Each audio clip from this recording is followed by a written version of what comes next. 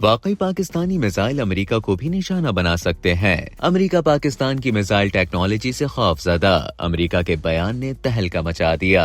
امریکی نائب مشیر برائے قومی سلامتی جان فائنر نے کہا ہے کہ پاکستان ایسے میزائل بنا رہا ہے جو جنوبی ایشیا سے باہر کے اہداف بشمول امریکہ کو بھی نشانہ بنا سکتے ہیں۔ برطانوی خبر ایجنسی کے مطابق ایک تقریب سے خطاب میں امریکہ کے نائب مشیر برائے قومی سلامتی جان فائنر نے کہا کہ جوہری ہتھیاروں سے لیس پاکستان طویل فاصلے تک مار کرنے والے بیلسٹک میزائل تیار کر رہا ہے جو اسے جنوبی ایشیا سے باہر کے اہداف بشمول امریکہ کو بھی نشانہ بنانے کے قابل بنا سکتے ہیں۔ انہوں نے کہا کہ پاکستانی اقدامات اس کے بیلسٹک میزائل پروگرام کے مقاصد کے بارے میں سنجیدہ سوالات اٹھاتے ہیں۔ اگر کھل کر بات کی جائے تو پاکستان کے اقدامات کو امریکہ کے لیے ابھرتے ہوئے خطرے کے سوا کچھ اور سمجھنا مشکل ہے۔ امریکی نائب مشیر برائے قومی سلامتی کا کہنا تھا کہ پاکستان نے بیلسٹک میزائل سسٹم سے لے کر ایسی میزائل ٹیکنالوجی تیار کی ہے جو اسے بڑے راکٹ موٹرز کے تجربات کرنے کے قابل بناتے ہیں۔ اگر یہ جاری رہا تو پاکستان کے پاس جنوبی ایشیا سے بہت آگے امریکہ تک اہداف کو نشانہ بنانے کی صلاحیت ہوگی۔ دوسری جانب امریکی محکمہ خارجہ کے نائب ترجمان ویدانت پٹیل نے پریس کانفرنس میں کہا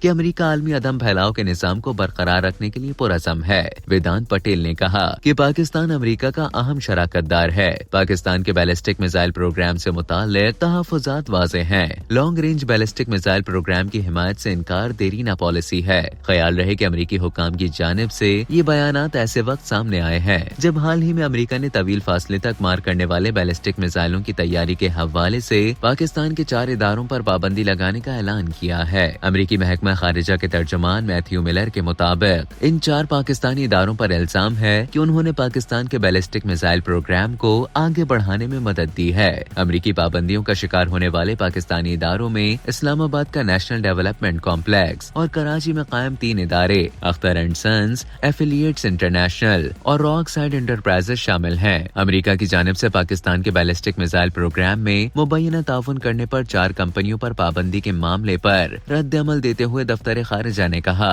کہ اداروں پر پابندی عائد کرنے کا امریکی فیصلہ متعصبانہ ہے۔ پاکستان کی اسٹریٹجک صلاحیتوں کا مقصد جنوبی ایشیا میں امن و استحکام کو برقرار رکھنا ہے۔ اپنے رد عمل میں دفتر خارجہ کی ترجمان ممتاز زہرا بلوچ نے کہا کہ اداروں پر پابندی عائد کرنے کا متعصبانہ امریکی فیصلہ امتیازی طرز عمل، علاقائی اور عالمی سلامتی کے لیے خطرہ ہے۔ پابندیوں کا تازہ امریکی اقدام امن اور سلامتی کے مقصد سے انحراف کرتا ہے۔ پابندیوں کا مقصد فوجی عدم توازن کو بڑھانا ہے۔ ترجمان دفتر خارجہ کا کہنا تھا کہ اس طرح کی پالیسیاں خطے اور اس سے باہر کے اسٹریٹجک استحکام کے لیے خطرناک مضمرات رکھتی ہیں۔ پاکستان کا اسٹریٹجک پروگرام ایک مقدس امانت ہے۔